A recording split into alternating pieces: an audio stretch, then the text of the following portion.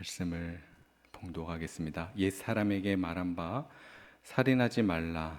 누구든지 살인하면 심판을 받게 되리라 하였다는 것을 너희가 들었으나 나는 너희에게 이르노니 형제에게 노하는 자마다 심판을 받게 되고 형제를 대하여 나가라 하는 자는 공회에 잡혀가게 되고 미련한 놈이라 하는 자는 지옥불에 들어가게 되리라. 그러므로 예물을 제단에 드리려다가 거기서 내 형제에게 원망 들을 만한 일이 있는 것이 생각나거든 예물을 제단 앞에 두고 먼저 가서 형제와 화목하고 그 후에 와서 예물을 드리라. 너를 고발하는 자와 함께 길에 있을 때에 급히 사화하라. 그 고발하는 자가 너를 재판관에 내어주고 재판관이 옥리에게 내어주어 옥에 가둘까 염려하라. 진실로 내게 이르노니 내가 한 푼이라도 남김없이 다 갚기 전에는 결코 거기서 나오지 못하리라. 아멘. 예수님께서는 상상순에서 아버지의 온전하심이 무엇인지 그리고 서기관과 바리새인보다 더 나은 의가 무엇인지 밝혀주고 계십니다. 당시 서기관들과 바리새인들은 이 6번째 계명을 겉으로만 지키면 된다고 생각했습니다. 실제로 대부분의 사람들은 사람을 죽이지 않았기 때문에 율법을 지켰다. 그러니까 이 6계명만큼은 자신이 있다고 생각을 했을 것입니다. 그러나 예수님은 22절에서 뭐라고 말씀하십니까? 나는 너희에게 이르노니 라고 선언하시며 이미 구약에서 말씀하셨지만 다시 율법의 정신을 밝혀주고 계십니다. 그것은 살인이라는 것이 물리적 행동만이 아니라 마음의 태도까지 적용된다는 것입니다. 헬라어 원문을 보면 몇 가지 중요한 단어들이 있습니다. 우선 노하는 자로 번역된 이 단어의 시제를 직역하면 지속적으로 분노를 품는 상태를 의미합니다. 지속적으로 분노를 품는 상태. 즉 지금 예수님이 경고하시는 것은 순간 스쳐 지나가는 감정이 아니라 계속해서 마음에 놓지 않는 분노, 마음에 품고 있는 분노를 말합니다. 무슨 말입니까? 인간의 법정은 실제 행동 여부만 판단하지만 우리 하나님은 마음속까지도 살피시는 분이라는 것이죠. 또 예수님은 두 가지 모욕적인 말을 예로 드십니다. 라카와 모레입니다.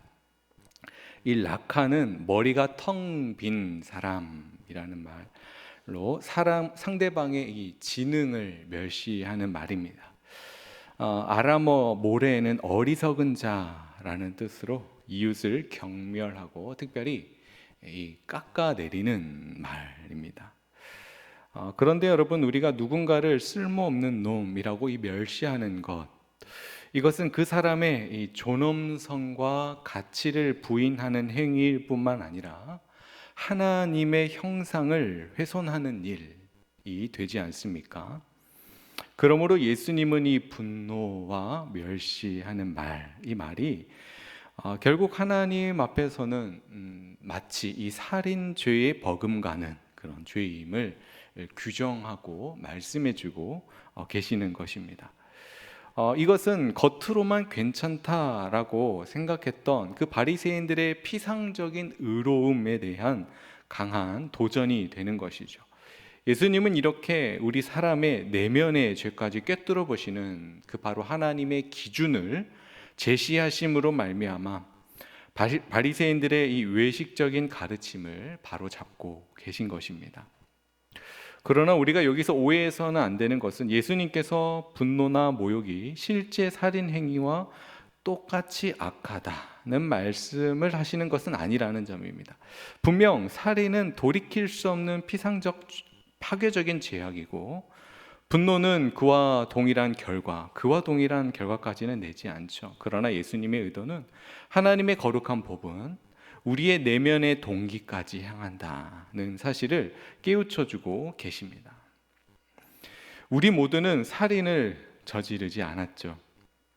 살인을 저지르진 않았지만 마음으로 형제를 미워하거나 멸시했던 적은 한 번쯤은 있을 것입니다. 그런 점에서 이 말씀 앞에 고개를 들 수 있는 사람은 아무도 없습니다. 예수님은 이어서 23절과 24절에서 형제와의 화해에 대하여서 구체적인 적용을 말씀하십니다. 23절을 보시면 가정 상황이 그려지죠. 그러므로 예물을 제단에 드리려다가 거기서 내 형제에게 원망 들을 만한 일이 있는 것이 생각나거든 이라고 하십니다. 당시 유대인들은 제단에 예물을 드리는 행위를 경건의 정점이라고 여겼습니다. 그런데 만약 그때 형제와 불화한 일이 떠오른다면 어떻게 하라 하십니까? 24절에 예물을 제단 앞에 두고 먼저 가서 형제와 화목하고 그 후에 와서 예물을 드리라 라고 하고 계십니다. 여러분, 이것은 당시 청중에게 상당히 급진적인 명령으로 들렸을 것입니다. 하나님께 예배를 드리는 일을 멈추고서라도 사람과의 관계를 회복하라니 말입니다. 지금 예수님의 말씀은 하나님의 사랑과 이웃 사랑이 불가분리성을 보여주죠. 여기서 예수님은 우리의 종교 행위가 형식에 그치지 않고 삶 속에서 사랑으로 나타나야 함을 말씀해 줍니다. 그런데 이것은 오늘 본문만이 아니라 구약 곳곳에서 이러한 하나님의 마음이 나타나지 않습니까? 대표적으로 이사야 1장 말씀에 우리가 잘 아는 말씀들이 있지 않습니까? 너희가 많은 재물을 드릴지라도 내가 어떻게 하신다? 받지 않는다. 너희의 손에 피가 가득함이라. 너희는 스스로 씻음이 악한 행위를 벗으라. 선행을 배우고 공의를 구하며 학대받는 자를 도우라 라고 이사야 1장에 말씀하지 않습니까? 이처럼 하나님 사랑과 이웃 사랑의 불가분리성을 우리 가운데 보여줍니다. 하나님은 사람이 아무리 재물을 드려도 이웃에 대하여서 정의와 사랑을 찾아볼 수 없다면 그 예물을 기뻐하지 않으신다고 말씀하고 있습니다. 예수님 역시 동일한 원리를 지금 말씀하고 있는 것 아닙니까? 예배와 그리고 무엇을요? 형제와의 화목을 동일선상에 놓고 계시는 것입니다. 특별히 주목할 것은 예수님께서 사용하신 이 시제가 명령, 동사형이라는 점입니다. 그러니까 즉각적인 행동을 요구하신다는 것입니다. 예수님의 시제가 말이죠. 왜냐하면 24절에서 예물을 제단 앞에 두고 할 때에 이 두고에 해당하는 동사의 시제가 당장 내려놓으라 라는 강한 어조입니다. 그리고 먼저 가서 할 때에 이 가서에 해당하는 단어의 시제도 명령형으로서 어서 가라, 즉시 가라 라는 뜻입니다. 그리고 형제와 화목하고 할 때에 이 화목하고의 시제가 2인칭 수동태 명령형입니다. 그래서 너는 화해되어져라 입니다. 즉 반드시 화해를 이루어라 라는 뜻입니다. 이처럼 예수님께서 하신 그 말씀의 시제를 우리가 유심히 좀 들여다보면 모두 즉시 순종을 요구하고 계십니다. 즉 우리가 화목하지 못한 관계를 미루지 말라라고 하시는 것이죠. 예배 드리는 자리에 떠올랐다며 그것은 성령께서 우리의 양심을 이렇게 말씀해 주시는 일이니 지체하지 말고 행동으로 옮길 것을 요청하는 것입니다. 이처럼 하나님께 예물을 드리는 것과 그리고 형제 화목을 동일선상에 어쩌면 이 우선되는 것을 볼 때 뭐라고 말씀하시면 먼저 가서라고 하는 것을 볼 때 어쩌면 하나님께 예물을 드리는 일보다 우선되어야 하는 것이 형제와의 화목이라고 이 순서가 우리에게 말씀해주고 있습니다. 우리는 먼저 가서 형제와 화목하라 라고 하신 말씀을 기억해야 합니다. 이 먼저라는 말은 우선순위를 가리키는 것에 대해서 우리는 피할 수 없습니다. 우리가 하나님께 드리는 헌신과 봉사, 예배와 찬양, 너무 중요하고 귀하고 그리고 소중합니다. 그러나 하나님께서는 형제와의 화목하는 일을 무엇보다 눈여겨보신다는 점도 우리가 기억해야 합니다. 혹시 우리 신앙생활 가운데 우리가 열심을 내는 것 너무나 참 귀한 일입니다. 그리고 계속해서 그렇게 하시길 바랍니다. 그런데 그 일을 빌미로 그것이 우리의 명목이 되어서 정작 가까운 형제 자매와의 사이가 깨어진 상태로 방치되어 있지는 않습니까? 그런데 주님께서는 그런 상태로 예배를 드리기 전에 먼저 가서 화해하고 그 후에 와서 예물을 드리라 라고 하시는 것에 대해서 우리 모두가 동의할 것입니다. 그래서 이 말씀은 하나님의 사랑과 이웃 사랑이 묶여져 있다는 것이죠. 다음 25절과 26절에서 예수님은 한 걸음 더 나아가서 원수와의 관계까지 언급하십니다. 25절을 보시면 너를 고발하는 자와 함께 길에 있을 때에 급히 사화하라 하셨습니다. 이 말에 시제를 살려서 말씀드리면 내 원수에게 좋게 대해주는 상태로 항상 있어라가 됩니다. 내 원수에게 좋게 대해주는 상태로 항상 있어라. 왜냐하면 지금 우리말 성경에는 사화하라로 부드럽게 좀 번역이 되었지만 이 원문은 늘 호의적인 상태를 유지하라는 강한 명령이기 때문입니다. 그런데 그렇지 않으면 어떻게 될까요? 25절 하반절부터 26절까지 보시면 재판관이 죄를 인정하여서 옥졸에게 넘겨 감옥에 가둘 것이고 진실로 한 푼까지 다 갚기 전에는 결코 거기서 나오지 못하리라 하십니다. 이 대목을 한편에서는 이렇게 해석을 하기도 합니다. 재판관을 하나님으로, 고소하는 자를 율법이나 또는 사탄으로, 감옥을 영원한 심판과 지옥으로 해석을 하는 분들도 계십니다. 오늘 말씀을 통해 분명하게 드러나는 사실은 율법의 요구 그리고 인간의 무능력입니다. 율법은 어디를 향하고 있습니까? 우리의 마음과 동기를 향하고 있고 이 앞에서 우리 모두는 항복하게 됩니다. 우리의 무능력과 죄인됨을 우리는 피할 수 없습니다. 왜냐하면 우리는 한 번이라도 형제를 미워한 적이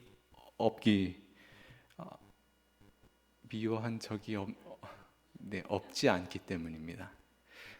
네, 그렇죠. 우리는 한 번이라도 형제를 미워한 적이 있다면 이 살인 계명에서 어긴 자로서 하나님 앞에 죄책을 면할 수 없기 때문입니다. 여러분 이것은요 로마서 3장 19절 이하의 말씀대로 율법이 말하는 바 모든 입을 막아 온 세상을 하나님의 심판 아래 있게 함이라 라는 이 말씀이 이루어지는 대목입니다.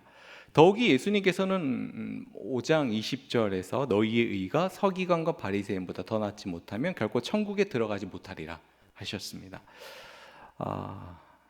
이 앞에서 우리는 그러면 도대체 누가 구원을 받을 수 있는가? 탄식할 수밖에 없습니다.